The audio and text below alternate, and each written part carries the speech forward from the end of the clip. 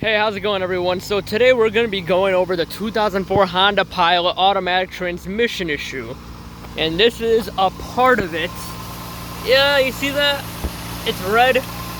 That is transmission fluid. Don't worry, it was way worse earlier. And I only moved the car about 30-40 feet, I would say. So, a result of this, first what happened was the flash and D light came on, right? Then it was the maintenance required light, and it was the check engine light. So I went to, what happened was, first, the flash and D light came on right there, right? And so what happened was, once the flash and D light came on, I went to go see an expert. The expert told me immediately to scrap the vehicle, and the fool I am, I didn't listen to the expert, and I tested my luck, right? Look at that.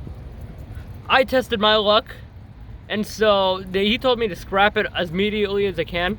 And now here I am 2 months later with leaking transmission fluid coming out of my vehicle, and the car has to be constantly filled with transmission fluid. And the other day I had metal shavings as well. Can you get this fixed? Yes, you can, if you were to scrap your transmission and you were to get it rebuilt and you get that torque converter sensor issue fixed. But I think this is a cause originally for me changing the transmission fluid maybe 300 miles beforehand.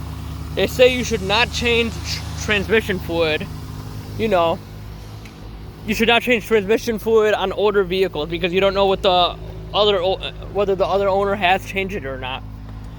And so pretty much here I am with a garbage ass 2004 Honda Pilot right now, ready to be scrapped. And there's going to be a towing company coming for a car donation. Gives me a tax break too. And so if you guys do have this issue, you can get it fixed. Just remember, it's going to cost you $2,000. If you do have this issue and you want to drive it temporarily, the loading gears right here are the loading gears on the bottom three. They will move the car faster if it takes forever for you to accelerate. Watch. Works, right? However, if I keep it in the D and I press, my car's moving backwards. Pretty much. Oh wait, that was me on neutral. Whoops. Watch, D again. Does not move as much as the reverse.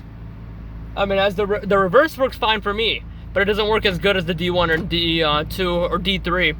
D3 is probably the same as D at that point.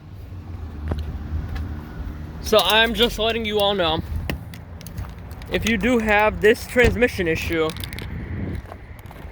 don't be a fool like me. Sell the car as soon as you can. Look at that right there. Sell the car ASAP. Get rid of it. Or be a fool like me. Or just replace the transmission. FYI, this year is also known to rust really badly. This is previously a northern car. So, there we are. Heavy rust right there. Look at that. It was so heavy that my rear toe fell off. Yep. Thank you for watching this video, and I hope this did happen to help you.